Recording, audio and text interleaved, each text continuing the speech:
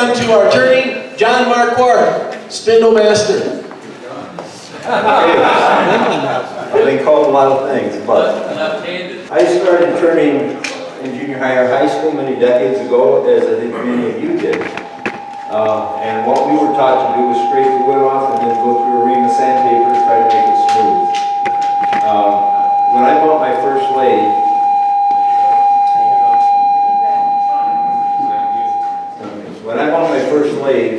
in the early 80s, I became aware of a lot of changes that were taking place in the wood turning world. And number one, I think, other than base plates, they were coming up with different methods to hang on your wood.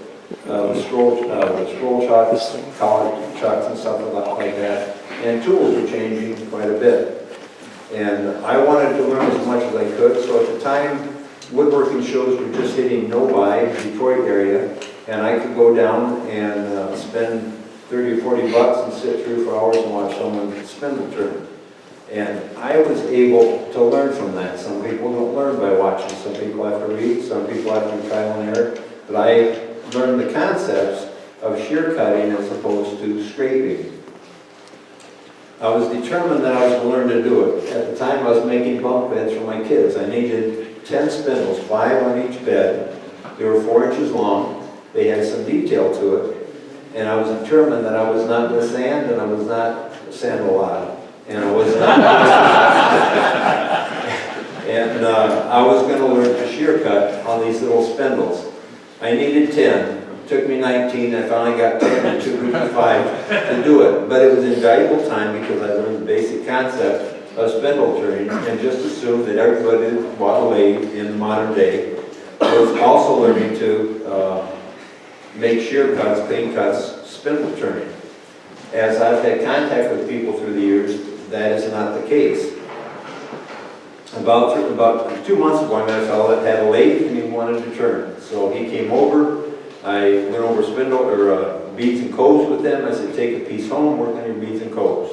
Well, he didn't get to it, came back 2 weeks later, and I said, well, we'll try a little bowl today. So we tried a little bowl. And I said, I'll go back and I want to practice your beads and coves. He came back 2 weeks later, and he had done a good job practicing. So that day, we were hollowing out the inside of this little 6 or 7 inch bowl. And about 3/4 of the way through his time on the lathe, he said it just clicked the value of spending time on beads and coves, because there's so many things that you learn in basic wood turning, spindle turning, how to use your tool, how the tool addresses the wood, that makes bowl turning and other kind of turning, other than just spindle turning, relevant. So with that, it really impressed on me the importance of learning some of the basic skills. And once you get away from big bowls, big stuff, like ornaments, then it becomes even more apparent the value of understanding good skills. You start turning a small finial, you start putting detail in it. If you sand the detail, you lose the detail. And so good, clean cuts becomes more and more essential. And so I don't think we can spend too much time learning those basic skills. I've got 20-some pieces of wood. We've got the 5 or 6 lathes here. And so this is your chance to work on beads and coves. Now, how do I talk with a mask on and explain what I'm doing? It doesn't work. So we're going to do a dry run, if that makes sense. And some of the principles, there's a couple basic moves that I use. These are things that work for me. I don't doubt that there are differences, but I think some of the principles are the same. How you grind your tool, the angle of your tool, all these things make a difference in how you're going to turn your piece, or how it's going to affect what you're turning. The first principle, and are we picking up anything on this overhead one? I cannot answer that question. No, I don't think No, so. no, you're not. Not right now. No. Not that we know. And I do not know where Doug, Could be back. I'm gonna guess he went to the restroom. We're looking for extension cords to get the lathes plugged in. What I'll tell you, okay? There's a couple of basic moves that I think are critical to do in beads. Plugged in, it's the other one. And if you remember, You're going to touch the bevel to the wood. You're going to roll it. You're going to raise it, and you're going to swing it. Now, I don't think you can see what I'm doing very well. Not at all. Not at all. Why don't you try putting the tool right on the top of it? Okay? Good idea. Well, put the handle towards you. So, okay. Right, if you put it right at both. See it? Okay.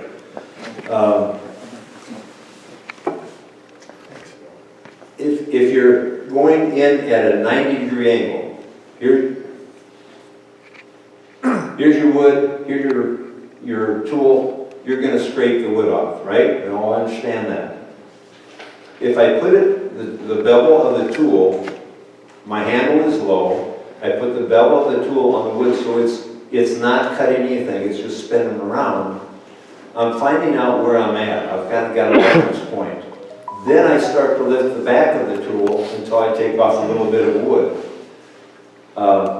You can't start at the high pot spot of the bead, at least I can, and go all the way around to the bottom. You've got to work in little bits at a time.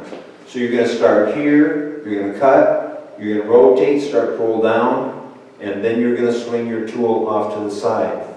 When you're done, you want the bead to be at 90 degrees to the axis for the most part. Now if you're doing snowmen, for instance, well, it's not going to be that way. You don't need that. And your gouge will not give you a good, real good, clean cut in that tight of confined area. And so you may have to clean up with a skew, which a lot of people are afraid of, but that way you get a smaller area. But you do need a starting point. What I do, what I've done here, is I've created some places for, I've removed wood so I have room to move. You can't push wood out of the way. You've got to cut it out of the way. And so I've created spots here. I'm going to start on the top.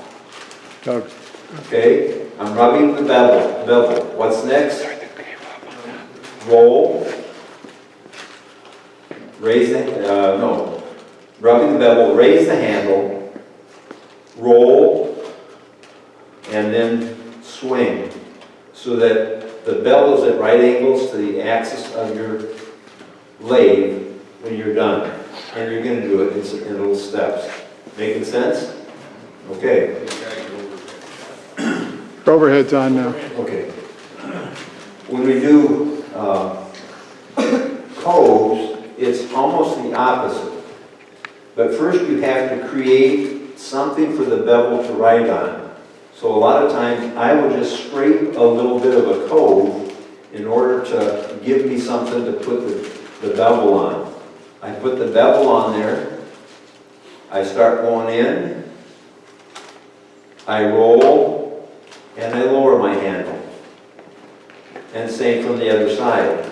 And it almost makes it easier if you learn to work both left-handed and right-handed, or stay very skinny.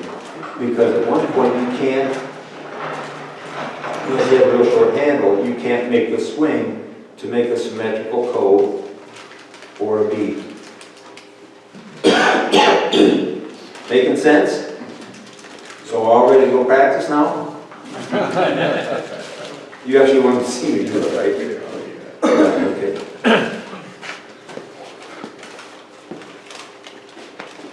I probably won't talk much now because it sounds like I'm in a cave or something.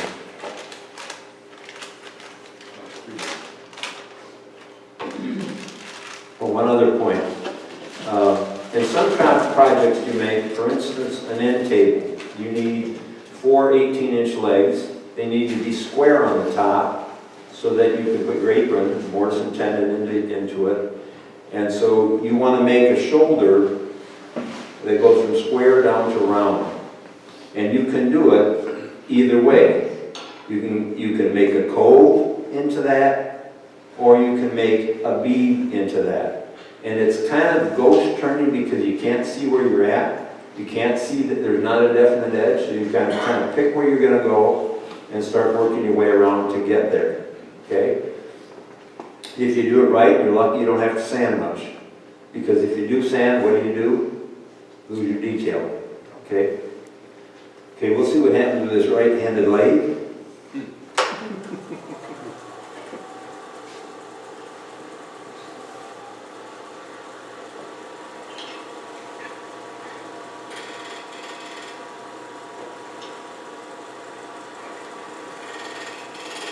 Riding the bevel, rolling. Okay, it's starting to flutter, so I'm taking too much wood.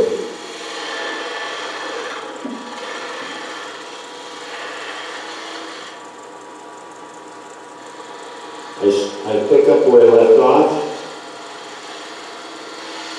and I see the rest of the way around. And I can't see what I'm doing.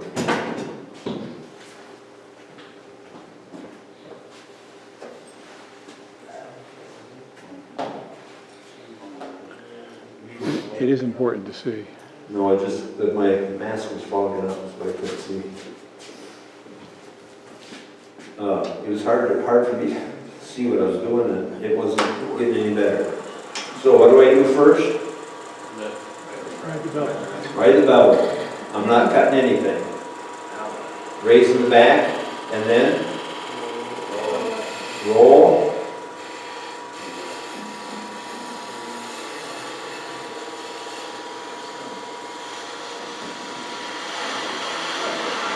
Swing around. Piece of cake, right? Okay. We're going to try a cove. I want to make a little bigger cove here, so I'm just going to rough some of the wood out of there.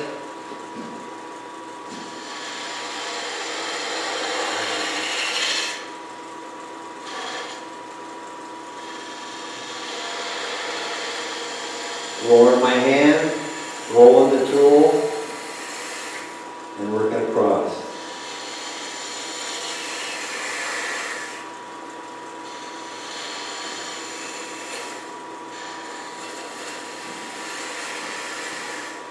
Now, I will confess, sometimes I cheat.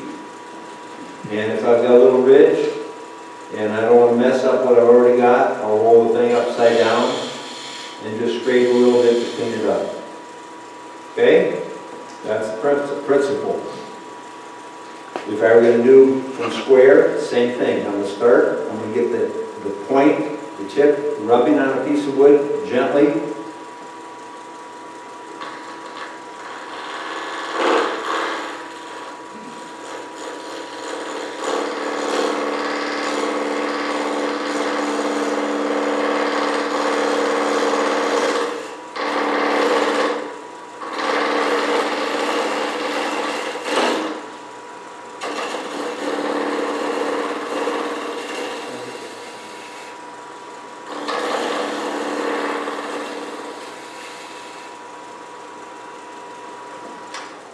Questions? Question. Your tool rest, height in relationship to the piece, you haven't changed your height. I guess I'd like to know where you start out. I start out with, I put the bevel at 45 degrees and lay that on the wood, you know, but the tool rest is always an issue for me, so. That's going to depend on your bevel. That's going to affect it. I think you want to be a little bit below center. It kind of changes. Now, someone gave me something they put on their tool rest so they're always at the same height, and that never works for me because depending on what tool you're using, where you're at, it's always going to change. And the height of your lathe makes a difference. There's a lot of variables. I don't think there's one absolute. If you're too high, you're going to have to get your tool in an uncomfortable spot to get the bevel to ride on, to get it to cut. You want the cutting edge at the center line of the lathe Around center line. So if this is right at center line, obviously your cutting edge is going to be above. So that, yeah, you want your cutting tool to be about center line, and so you've got to adjust accordingly. And every once in a while, we'll have a lathe with the tool rest that will not go low enough to make it work good. Sometimes when I'm getting up in the end of something to finish off the bottom of the bowl, you got to play with it and get it right, to get the wood out. This is the tool I use most often for big stuff.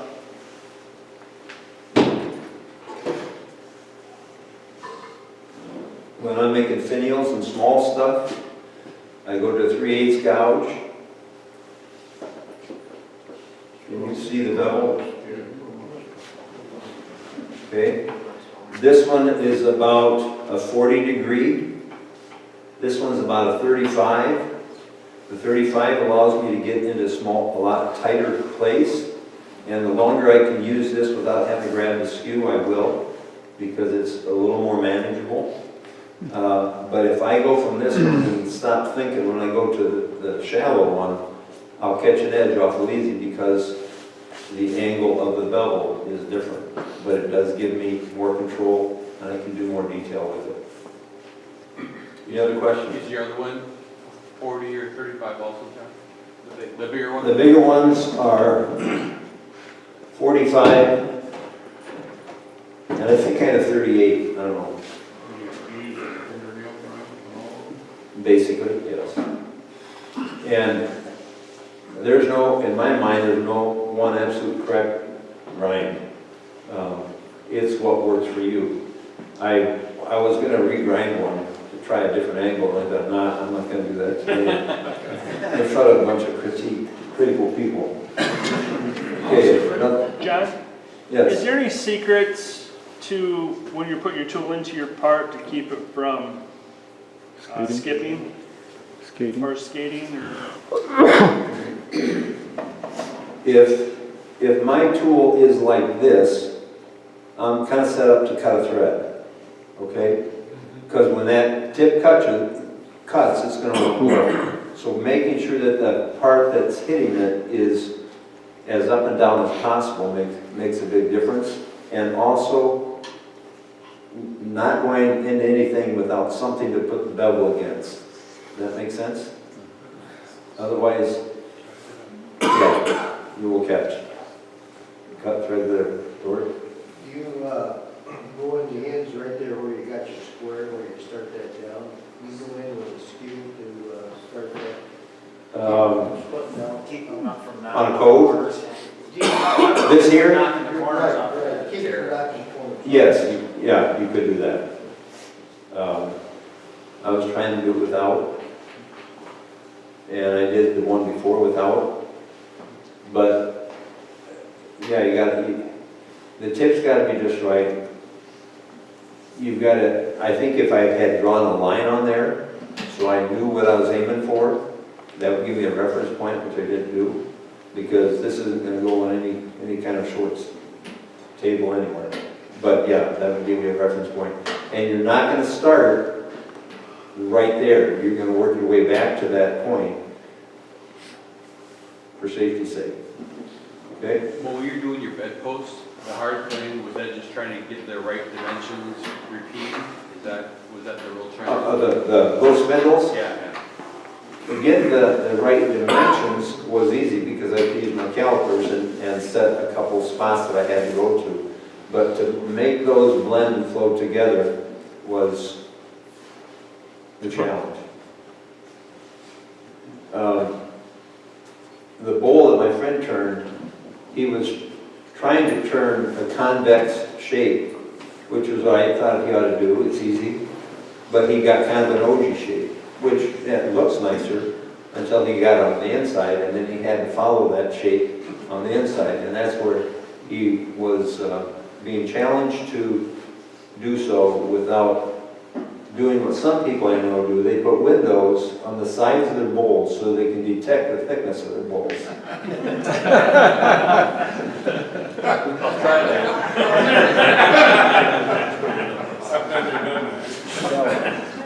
Yeah, the grandneighbor who calls it the blaze cut. Oh, hi, Jim. I'm learning. Any tips on how to do like the bead and keep the bead shaped correctly? Practice. Practice, yeah. Trying to do everything right-handed, everything left-handed, is more of a challenge than learning to do left and right, I think. It's just, it's easier for me to go in like this, on this side. To do it this way, something gets in the way. And so I have had to do like this. Something else that I've seen people do, or what happens quite regularly, is they'll get around about this far. You see where I'm at? And then they will not swing this around the rest of the way. And so instead of creating a bead, they create the left side or the right side of a V cut. Okay? And so I work with some kids, and to get them to swing around probably isn't a whole lot different than working with some old-time carvers or turners. I mean, you've got to make a big swing if you're going to make a symmetrical curve. Yeah, that takes practice. John, if you're trying to put a bead on the side of the bowl, on the outside, would it be the same motion that you would do on a spindle? Yes. Yes. And that is one place on bowl turning that I would use a skew for a sharp detail. But that's the only place, is to finish up a bead. Otherwise, the skew does not, they don't go well together. No. And how many of you are afraid of the skew? The rest of you aren't being totally honest. We took your video class. Pardon? Yeah. The skew is a scary tool, but that's a whole other session. But learning. A whole other week.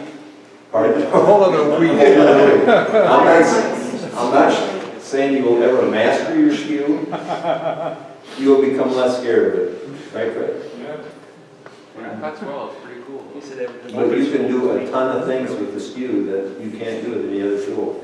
So it's worth learning. Yes. I practiced with a carrot and rutabaga. Another thing I've seen for practicing is you all ought to remember the old dead centers that you had down here. They didn't have a ball bearing. Just use that for your drive center. So if you catch a tool, it can be less disruptive. It allows it to spin when you can't let it spin. Okay? George? Along that same line, if you want it to bite a little bit more than what the dead center's going to give you, if you just file a few little notches in the rib. I dropped mine, so I didn't have to worry about that. Okay, I've got about 25 pieces of wood, so some of you may have to share. But now's the time when we spread out. We have other mentors around, and we will take turns. We don't shot at practicing the beads and the codes. What I would do first, they're all square. I would use your gouge to make them round. That's fastest and easiest. And then create a spot for to make a bead, because you can't go into just wood. You can't push the fibers out of the way. You've got to make clearance for your tool. And so I don't care how you get that safely. And then we're going to go.